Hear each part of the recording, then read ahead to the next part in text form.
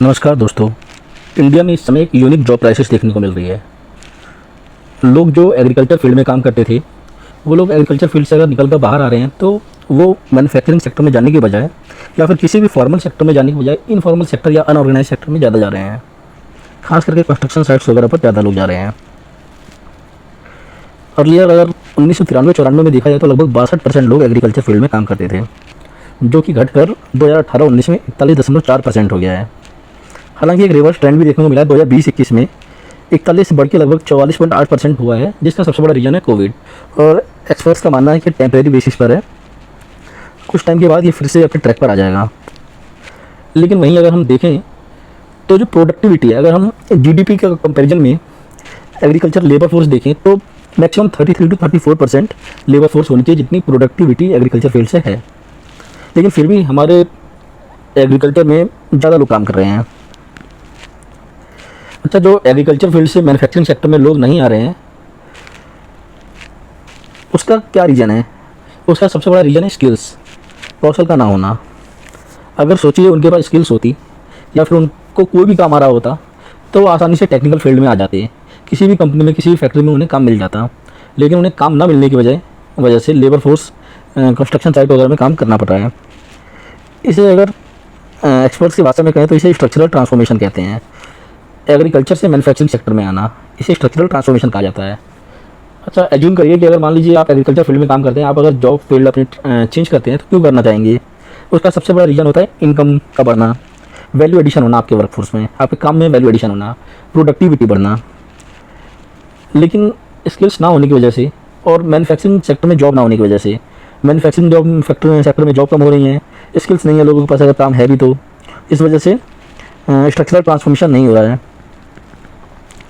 Construction field में या फिर सर्विस सेक्टर में लोग क्यों जा रहे हैं? क्योंकि वहाँ पर कोई स्किल्स की बहुत ज़्यादा ज़रूरत होती नहीं है।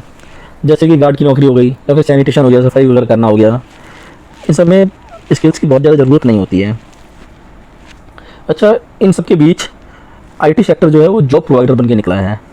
अगर हम 5 इंडियाज़ की आईटी कंपनीज देख लें, जैसे कि HCL, TCS, इन्फोसिस, विप्रो और टेक महिंद्रा, 2020 से 22 के बीच में 2020 में 11.55 लाख लोग, यानी लगभग 11.5 लाख लोग काम करते थे 2020 में इस सेक्टर में, जो कि 2022 में बढ़कर 15.5 लाख से भी ज़्यादा हो गए हैं। यानी 4.14 लाख का इंक्रीमेंट हुआ है हेड काउंट में, 36%, जो कि अपने आप में बहुत ज़्यादा है।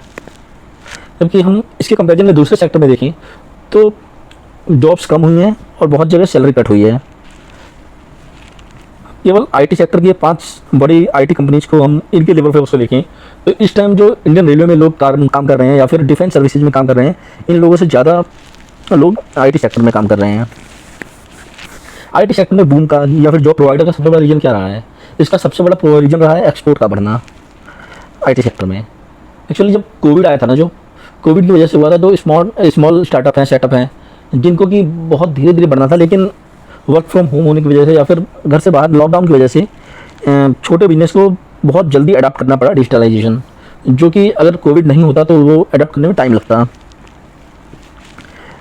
अगर हम नेट सॉफ्टवेयर सर्विस देखें केवल तो $84.64 बिलियन, जो कि 2019 में थी, वो बढ़कर $109.54 बिलियन हो गई है। यानी कि आईटी सेक्टर बहुत तेज़ी से बढ़ा है। अब एम्प्लॉयमेंट बढ़ाने के लिए हमें क्या करना चाहिए? तो उसका सबसे बड़ा जो काम करना होगा अगर गवर्नमेंट को, तो स्किल डेवलप करना। अगर हम एग्रीकल्चर सेक्टर में के लोगों को स्किल देते हैं तो उसके डबल बेनिफिट हैं। एक तो अगर वो मैन्युफैक्चरिंग सेक्टर में जाना चाहें तो जा पाएंगे, यानी कि जो स्ट्रक्चरल ट्रांसफॉर्मेशन है ना, वो अच्छे से हो पाएगा। साथ ही साथ अगर वो एग्रीकल्चर फील्ड में भी काम करते हैं तो ज़्यादा प्रोडक्टिविटी पर काम कर पाएंगे वो लोग। दूसरा काम जो गवर्नमेंट कर सकती है वो लेबर इंटेंसिव इंडस्ट्री को बढ़ावा देना, जैसे कि लेदर इंडस्ट्री हो गई, टेक्सटाइल इंडस्ट्री हो गई, फूड प्रोडक्ट प्रोसेसिंग इंडस्ट्री हो गई, गारमेंट इंडस्ट्री हो गई। इन सबको एक स्पेशल पैकेज की ज़रूरत है, क्योंकि ये सब लेबर इंटेंसिव इंडस्ट्री है। यहाँ पर ज़्यादा से ज़्यादा लोग काम कर सकते हैं। टेक्सटाइल इंडस्ट्री को देखें तो लगभग 14 से 15 लाख लोग काम करते थे, इतने लोगों को रोज़गार मिलता है। तीसरा काम करा जा सकता है डिसेंट्रलाइजेशन ऑफ इंडस्ट्रीज, यानी कि जो इंडस्ट्रीज है ना, उन्हें एक जगह, यानी कि अर्बन सिटीज़ या फिर जो कोई भी मेगा सिटीज़ हैं वहाँ पर ना सेटअप करके रूरल एरियाज़ में जहाँ जहाँ पॉसिबल हो वहाँ करा जा सकता है। उसका फ़ायदा क्या होगा? अगर अर्बन एरिया से निकल के रूरल एरिया में जॉब्स जाती हैं, इंडस्ट्री जाती हैं, तो उन्हें लेबर कॉस्ट कम पड़ेगी, माइग्रेशन कम हो जाएगा, और जो जॉब का बर्डन है ना अर्बन सिटीज़ पर, वो काफ़ी हद तक कम हो जाएगा।